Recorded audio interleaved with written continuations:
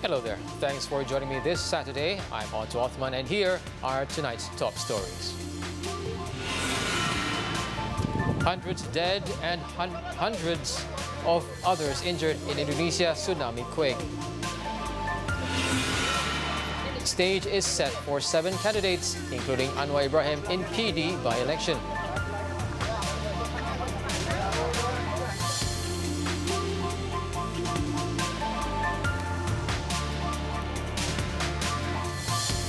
Stage is set for 7 candidates, including Anwar Ibrahim in PD by-election.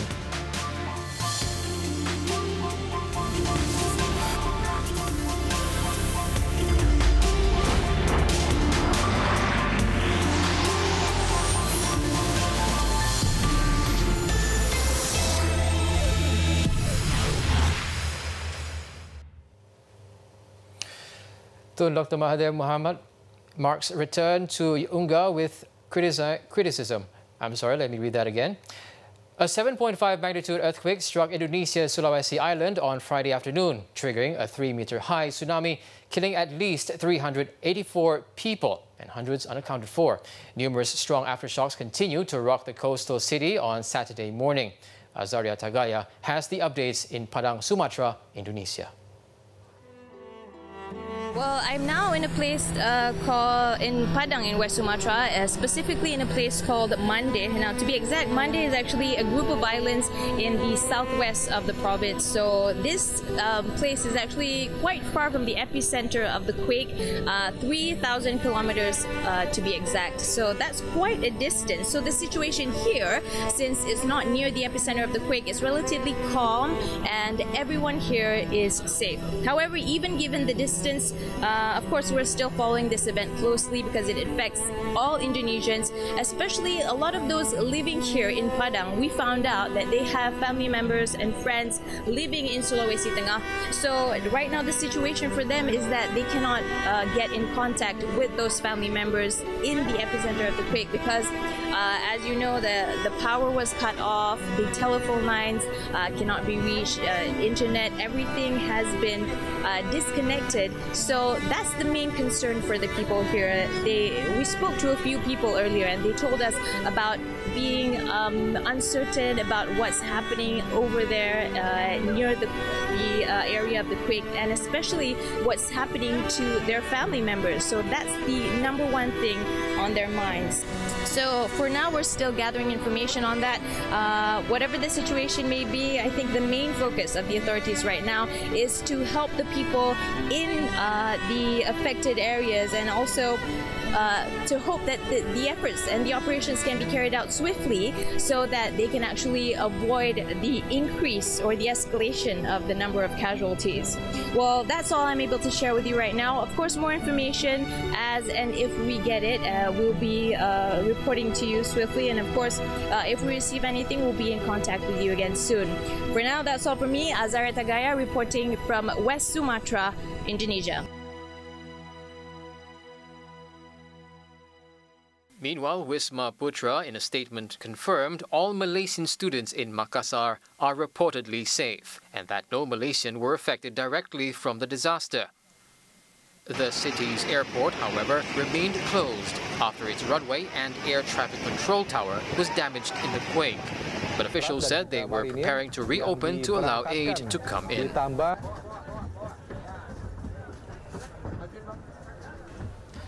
The stage is set for 7 candidates to battle it out for the Port Dickson parliamentary seat, including PKR President-elect Datuk Seri Anwar Ibrahim.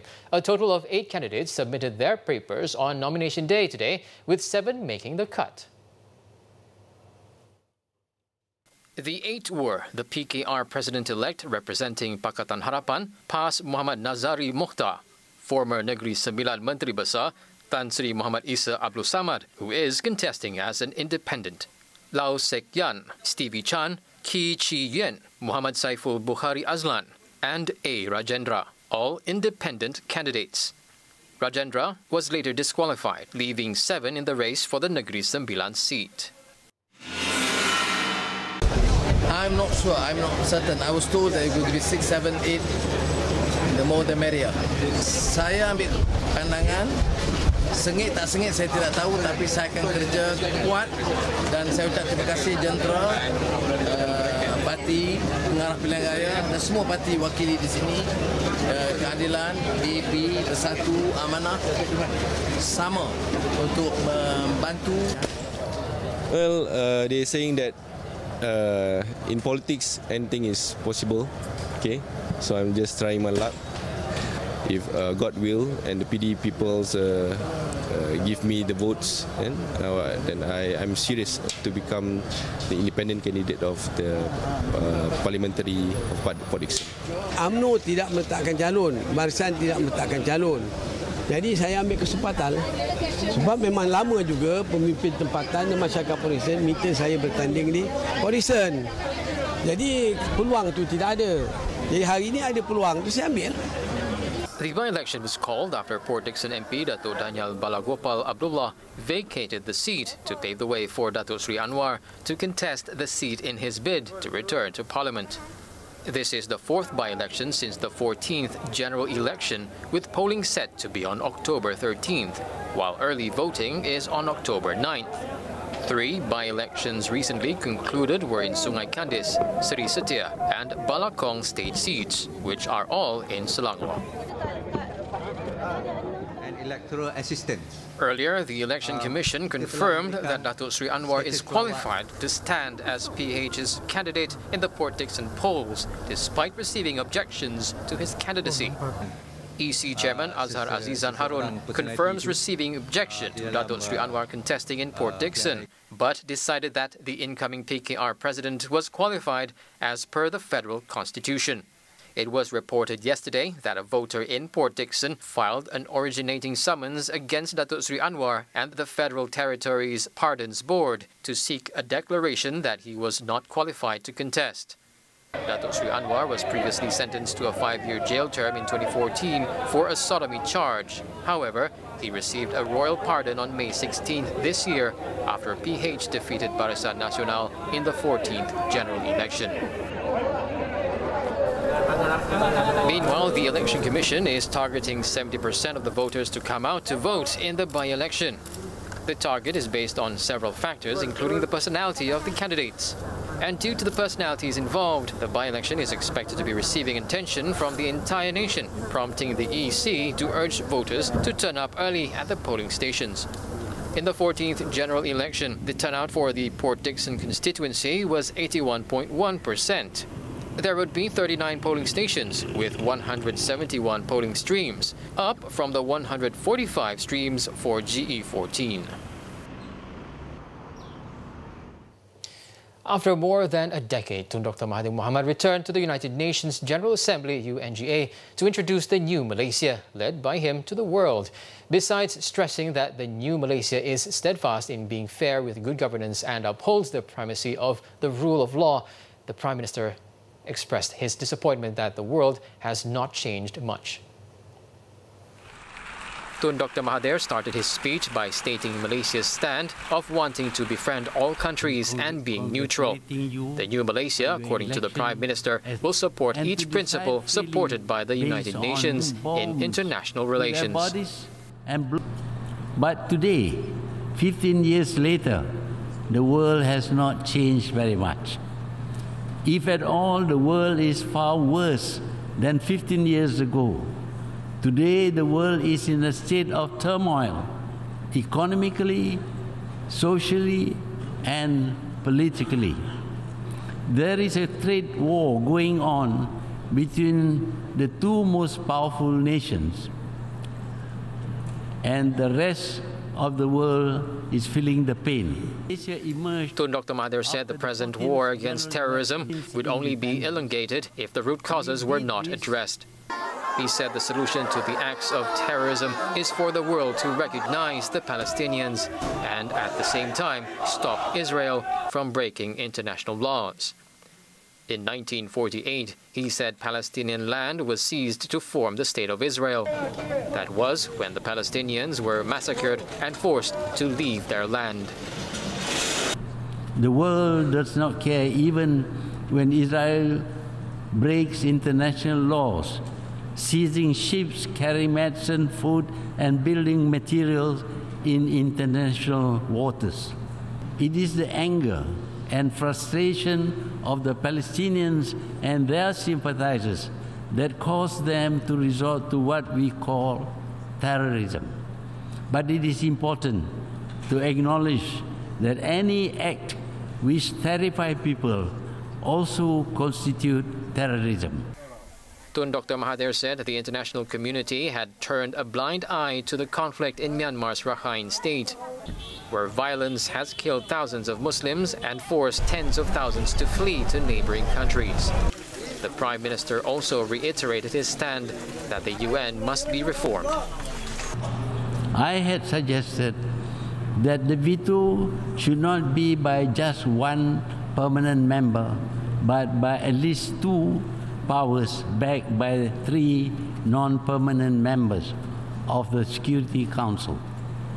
The General Assembly should then back the decision with a simple majority.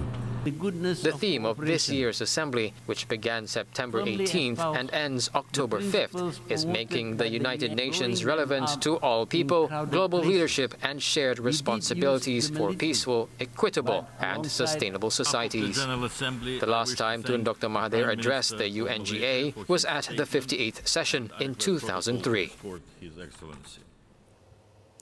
So Dr. Mahathir Mohamad said he hoped to shame superpowers into agreeing to reform the unfair veto power system used by the United Nations UN. The Prime Minister, speaking at a media conference, said such powerful nations were hypocritical as they would demand regime changes in other countries in the name of democracy. I hope to shame them into dropping their veto power. People must tell them, look, it's very undemocratic. Don't talk about regime change in other places. Don't talk about democracy in other countries. If you can't even give us some democracy in this international body. So it's not a nice thing to say. It's hypocritical to do that. On the one hand, you say we all must be democratic. You cause regime change and lots of civil wars in order to achieve democracy. But here, all you have to do is to just give up your veto power. But that they are not happy to do. In his address at the UN General Assembly, Tun Dr. Mahathir had criticized the UN for failing to adopt calls to end the dominance of the 5 permanent members holding veto power in the UN Security Council. They are China, France, Russia, Britain, and the US. Tun Dr. Mahathir said he had suggested that the veto should not be by just one permanent member, but by at least 2 powers backed by 3 non-permanent members of the Security Council. The principles promoted by the youth to their bodies and blessing them. Private negotiations could be carried out between Malaysian authorities and their counterparts in the country where businessman low-tech Jho is hiding. The Prime Minister said this could be done in order to bring him back. He also said that there were some people, including Malaysians, who claim to know where Jho Low is hiding and what he is doing. Well, there are some people who claim they know where Jho Low is, what he is doing and all that. They tell us and we say, well, if you know, please should take some action. These are Malaysians. They know. Please tell us exactly where. And we need to negotiate with the country concerned. So all these things is off the record, so more or less. We are told he is in China, among other places. He was in Bangkok also. That also we are told. But he has the capacity to learn ahead about what action we might take. Well, I can't say I'm satisfied because I would like him to be arrested and brought back to Malaysia to stand trial. But the authorities are doing their very best. Unfortunately, up to now, they have not been successful.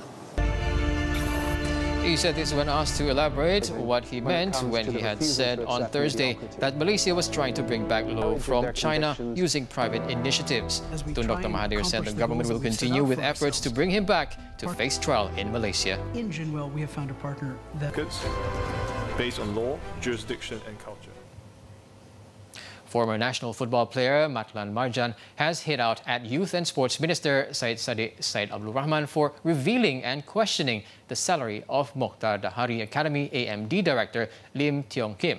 In an online news portal today, Matlan was quoted as saying that Lim's monthly paycheck of 175,000 ringgit was reasonable, in line with the latter's professional experience in the field. Matlan, who famously donned Harimau Malaya's stripes in the 90s, reassured that Lim had never forced anyone to pay him as much for the role. He said the new administration had the right to terminate the former Bayern Munich youth coach's service, but stressed that it should be done in a professional manner without revealing his salary. Earlier, Syed Saddiq had said that Lim's tax-exempted salary should have been re-evaluated. He also held Lim responsible for the failure of the national under-16 squad to advance to the U17 World Cup in Peru next year. Lim was head of the U16 squad and project director of the National Football Development Program. However, his service was terminated by the Football Association of Malaysia following the team's failure.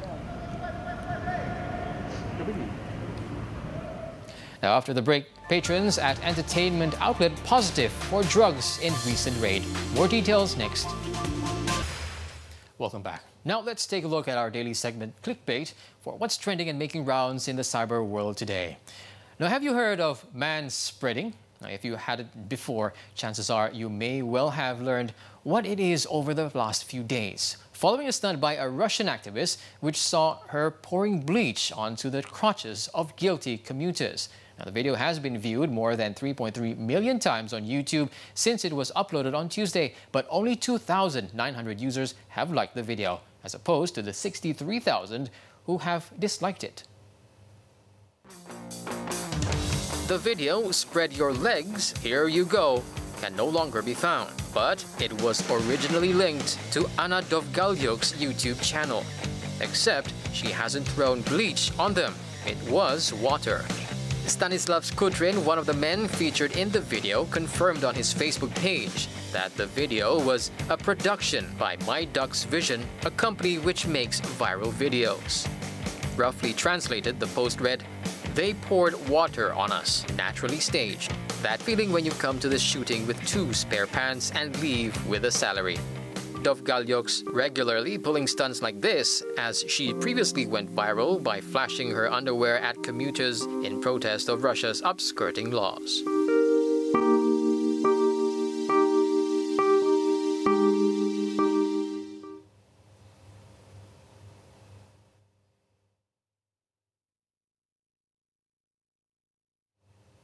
Now, updated as of 7 p.m., here are the top trending topics and searches on the internet today.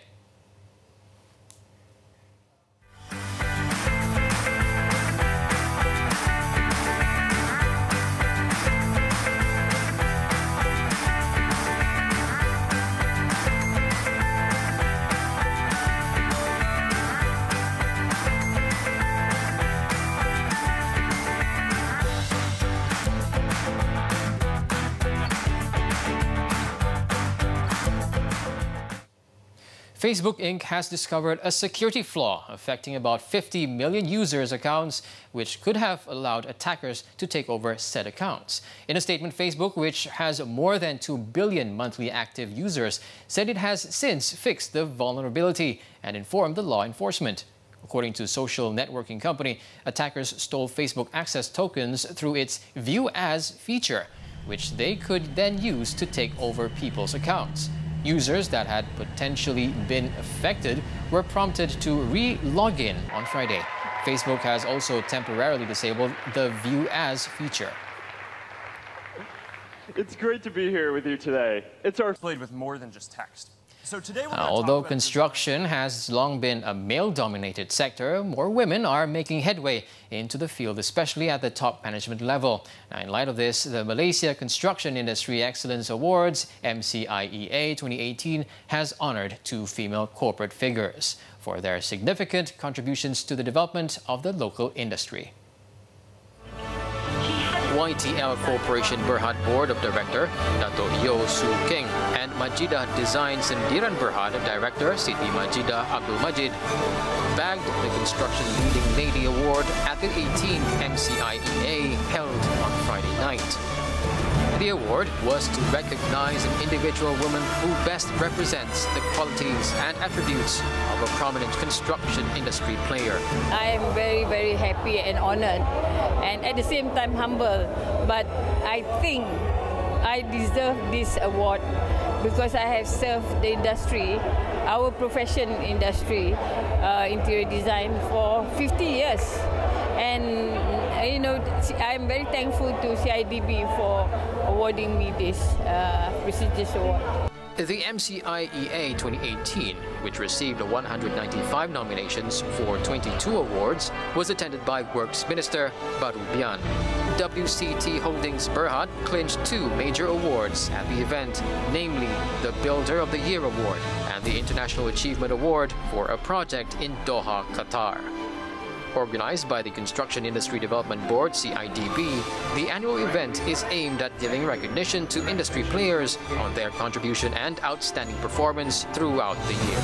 Its panel of judges, comprising industry captains, experts and veterans, is led by President and CEO of KLIA Premier Holdings Sendiran Berhad, Dato' Dr. Engineer Jamilus Hussein. 8 individuals, including 6 immigration officers who were arrested by the Malaysian Anti-Corruption Commission (MACC) yesterday for suspected involvement in corruption and abuse of power, have been remanded for 4 days to facilitate investigations. The 6 officers, aged between 27 and 36, were arrested at the Kuala Lumpur International Airport (KLIA) between 8:16 a.m. and 9:10 a.m. yesterday. They are accused of abetting a people smuggling syndicate by allowing blacklisted individuals to leave or enter Malaysia.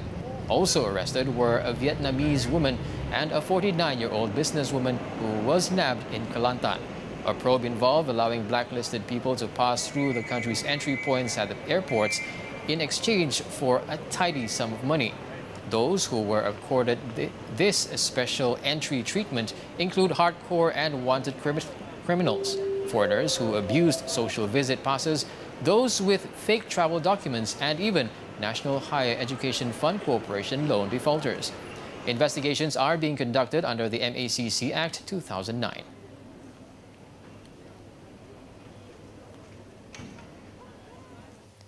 In the meantime, an entertainment outlet in Kuala Lumpur, which had been raided previously for operating as a vice joint, was raided once again early this morning for the same offence. Some patrons also tested positive for drugs during the Ops Bah 47, a joint operation by the Federal Territories Ministry and the police aimed at flushing out illegal activities. About 100 patrons, including tourists, were at the premise when the operation was carried out at 1:30 a.m. Di tempat ni kita dapati ada aktiviti dadah dan juga remaja yang tadi kalau tengok Jawi dah tengah dari segi inilah arak lah. Dan kita dapati bangunan ni digunakan untuk spa, karaoke, snooker dan tidak mempunyai lesen sehingga kini lah. Maksudnya tamat tempoh lesen dia lah. Dan kita sebagai Dewan Melayu Kuala Lumpur, kita akan menggunakan Akta Hiburan 1992 untuk kita tutup seal tempat ini sehingga dia boleh buktikan pada kita dengan yang dia mempunyai lesen yang sah. At least 10 Vietnamese female spa workers were also arrested for not having a valid permit. Authorities have ordered for the premises to be shut down with electricity and water supply cut off until a valid license is acquired by the owner. Former Allianz General Insurance Malaysia Berhad Chief Executive Officer Zakri Khir has been appointed the new chairman of the Social Security Organisation SOCSO effective October 8th. The appointment was announced by the Prime Minister's office in a statement issued today. Zakri takes over from Tan Sri Dr. Asih Jekmat, the Malaysian Insurance Institute fellow with experience in insurance and portfolio management spanning 3 decades, is the first Malaysian appointed as country manager for Allianz Malaysia. Now, coming up, huge typhoon bears down on Japan. The details when we return. Thank you for staying with us. We're back with more news on the foreign front. In Japan, a powerful typhoon has brought heavy rain and high winds as it approached the southern states of the country on Saturday, leading to flight cancellations and power outages in several cities. Now, according to officials, outlying islands in the Okinawa chain were being pounded by heavy rain and high tides, causing torrential downpours, damaging buildings, fallen trees, and overturning vehicles. Trami has also caused power outages in more than 30 towns in Miyakojima Island and cancelled more than 380 flights, mainly those flying in and out of Okinawa. Churning north across Okinawa, Trami is then predicted to move across the islands of Kyushu and the main island of Honshu on Sunday, a path similar to that taken by Typhoon Jebi early in September. Typhoon Trami, rated Category 2 by Tropical Storm Risk, with Category 5 the highest, is the latest storm to threaten Japan in a year of grim weather-related woes, including punishing heat, heavy rains and landslides.